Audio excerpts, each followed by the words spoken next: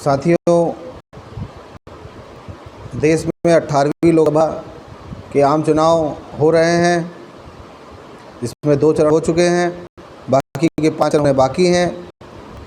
और इन 2 चरणों में भाजपा को ज़बरदस्त झटका लगा है, क्योंकि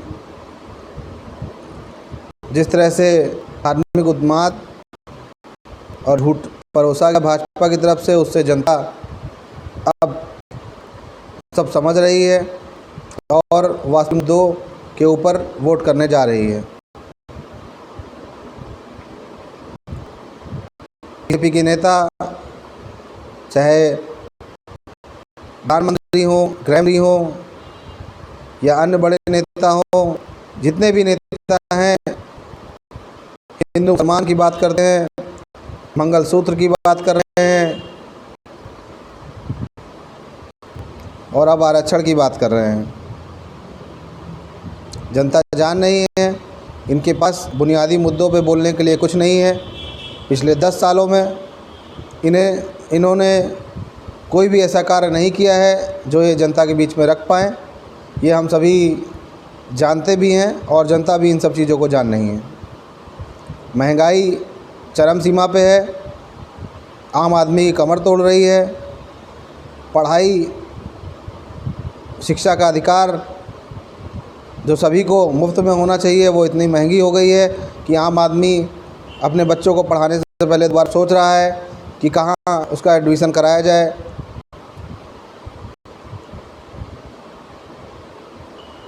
सरकारी स्वास्थ्य सेवाएं,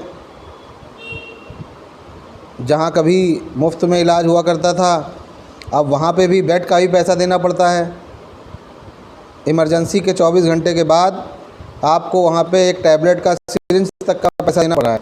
यहाँ तक कि डॉक्टर जब लोहिया, राम मनोहर लोहिया अस्पताल, सिविल अस्पताल, केजीएमसी, केजीएमयू, ये सरकारी लखनऊ के बड़े अस्पताल हैं, यहाँ पे भी अगर डॉक्टर आता है देखने तो ग्लव्स भी आपको ख़रीद के देना होता है। सरकार ने जो व्यवस्था करी है गरीबों को परेशान करने की, उनकी कमर तोड़ने के लिए, उससे आज देश का युवा, ये समाज जागरूक है। सभी जान रहे हैं कि इस भाजपा सरकार ने पिछले 10 साल में बेरोज़गारी पर कोई काम नहीं किया, महंगाई को कम करने के लिए कोई काम नहीं किया।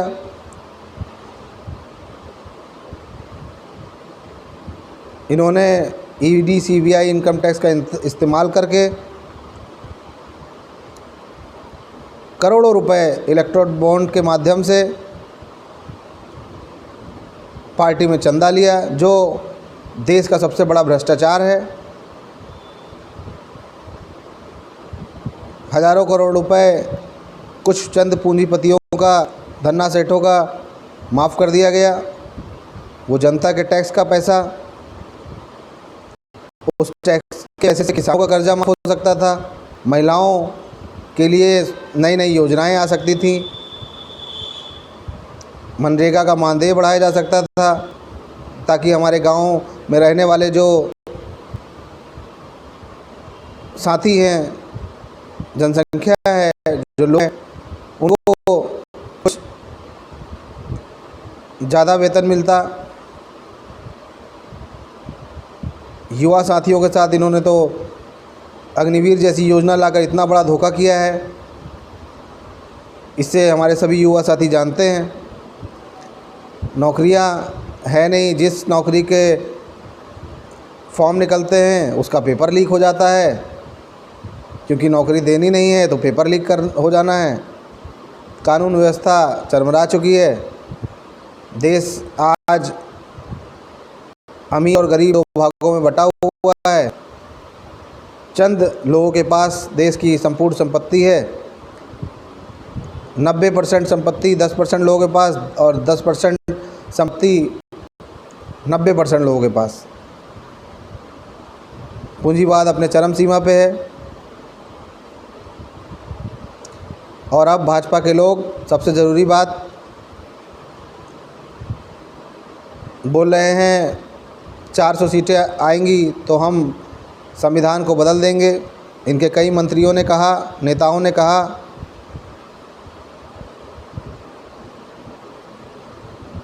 आनंद हेगड़े ने बोला, विवेक देबरॉय ने भी बोला कि संविधान औपनिवेशिक विरासत है, अब इसे बदल देने का समय आ गया है। इनके इरादे से आप सभी लोग वाकिफ़ हैं, आप सभी जागरूक हैं, समझ रहे हैं। आज ये ज़रूर चुनाव में हार के डर से बोल रहे हैं कि हम संविधान नहीं बदलेंगे, संविधान को बाबा साहब भी आ जाए तब भी बदल नहीं सकते हैं, कोई ताकत नहीं बदल सकती। लेकिन जो आरक्षण दलितों, पिछड़ों, मुसलमानों, अल्पसंख्यक समाज के लोगों को, वंचित समाज के लोगों को मिलता था सरकारी नौकरियों में, उसको किस तरह से इन्होंने कत्ल किया, किस तरह से ख़त्म किया। जब सरकारी नौकरियां रहेंगी नहीं तो आरक्षण कैसा। तो इन्होंने सरकारी संस्थानों को प्राइवेटाइज़ कर दिया। ये लोकतंत्र की हत्या नहीं तो और क्या है, आरक्षण की हत्या नहीं तो और क्या है। तो साथियों, इनके बहकावे में मत आइएगा। आरक्षण संविधान से मिलता है और संविधान पर आज खतरा है। अगर भाजपा सरकार दोबारा आई तो क्या होगा ये आप सभी लोग जानते हैं।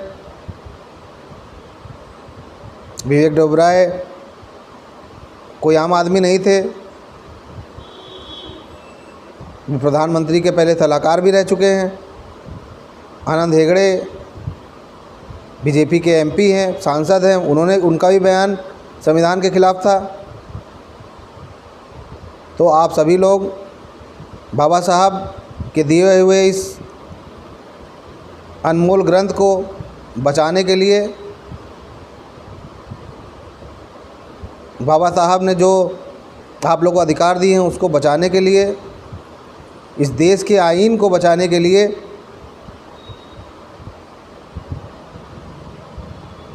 और भाजपा को हराने के लिए वोट करें। अगर संविधान नहीं रहेगा तो लोकतंत्र नहीं रहेगा, फिर वही वर्ण व्यवस्था आएगी और उस व्यवस्था में आपका क्या स्थान था आप जानते हैं। आज बाबा साहब की बदौलत हम पंखे में बैठे हैं, एसी में बैठ रहे हैं, अच्छे घरों में रह रहे हैं, अच्छा खाना खा रहे हैं, पढ़ाई भी पढ़ने का मौका मिल गया, कुछ थोड़ा बहुत पैसा आ गया तो अच्छी व्यवस्था में हम लोग चल भी पा रहे हैं। संविधान नहीं था तो क्या था। हम तो समाज के अभिन्न अंग थे, लेकिन हमको भंग करके बाहर कर दिया गया था। हम तो शहरों में झुग्गी झोपड़ियों बना के साइड में रहते थे, रेलवे ट्रैक के किनारे रहते थे, गांव में दक्षिण तोले में रहते थे।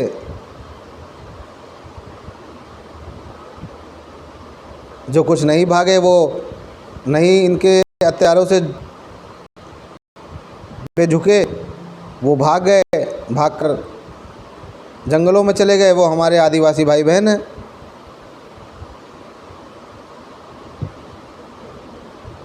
किन्हीं परिस्थितियों में हमारे ही साथी, हमारे ही भाई बहन इस व्यवस्था से तंग आकर धर्म परिवर्तन किए और अन्य धर्मों में चले गए। तो वो व्यवस्था अब दोबारा ना इस देश में हावी हो पाए। लोकतंत्र को अमर रखना है, लोकतंत्र के ऊपर धर्मतंत्र को हावी नहीं होना है। नया संसद बन गया है और उसमें सेंगोल भी स्थापित हो गया है और उसमें आदिवासी राष्ट्रपति को जगह नहीं मिली। समझ रहे हैं। राम मंदिर भी बन गया।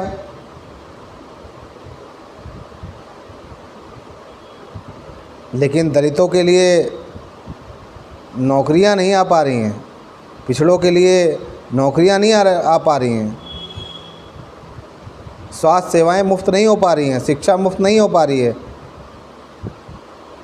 सामाजिक परिवर्तन, सामाजिक न्याय कि बातें इन भाजपा सरकार मनुवादी लोगों के से कोसों दूर हैं, बहुत दूर हैं इन लोगों से। सामाजिक न्याय क्या होता है, सामाजिक परिवर्तन क्या होता है, आर्थिक सशक्तिकरण क्या होता है, वो वंचित समाज के लोग जिनको बहुत लंबे समय तक इस देश में गुलाम बना के रखा गया, जिनसे बेगारी कराई गई, लेकिन आज वो समाज जाग चुका है, सब समझ रहा है और जानता है कि सत्ता ही वो मास्टर चाबी है जिससे उनके तरक्की के रास्ते खुल सकते हैं। जो विचार फूले साहू अम्बेडकर का विचार था, जो समता समानता बंधुत्व भाईचारे का विचार है, जो विचारधारा है, उस विचारधारा को आगे बढ़ाना है। इस देश को हम सबको मिलकर बचाना है। मनुवादियों के हाथों से इसको निकालकर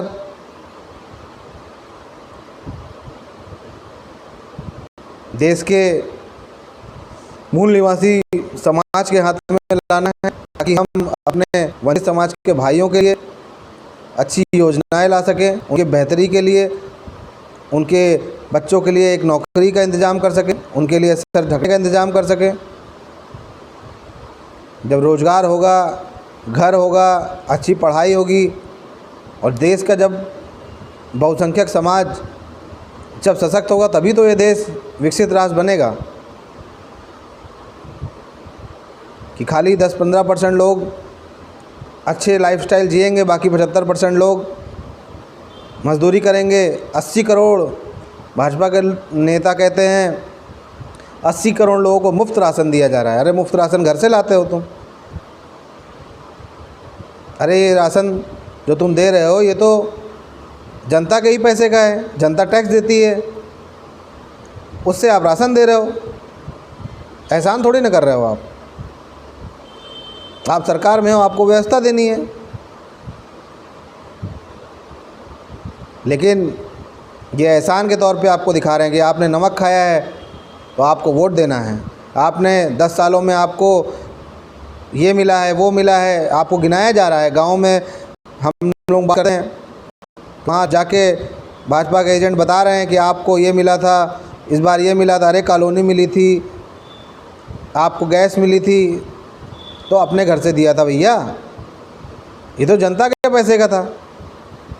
जनता ही तो आपको टैक्स दे रही है। एक माचिस की तीली खरीदती है, माचिस की डिब्बी कोई खरीदता है, चाहे गाड़ी खरीदे, चाहे हवाई जहाज खरीदे, या कुछ भी जनता के लोग, जो भी जनता खरीदती है, इस देश के लोग खरीदते हैं, वो टैक्स देते हैं। उस टैक्स के पैसे से दिया गया है।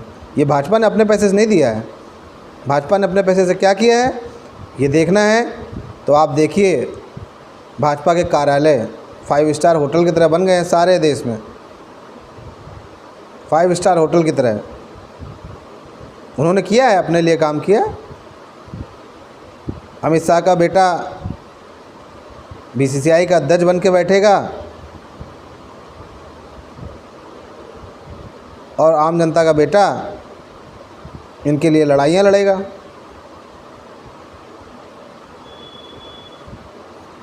तो साथियों, इन भाजपा वालों की चालों से सतर्क रहिएगा, इनके बहकावे में मत आइएगा और भाजपा को वोट की चोट देकर इनको सत्ता से बाहर बेदखल करने का काम करिएगा। क्योंकि संविधान बाबा साहब का दिया हुआ वो ग्रंथ है जिससे हम लोगों को सर उठा के इज्जत से जीने के मौके मिले हैं, तरक्की के रास्ते खुले हैं, उन रास्तों को बंद नहीं होने देना है।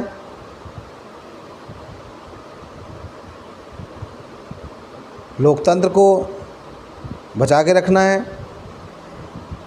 धर्मतंत्र को उसके ऊपर हावी नहीं होने देना है।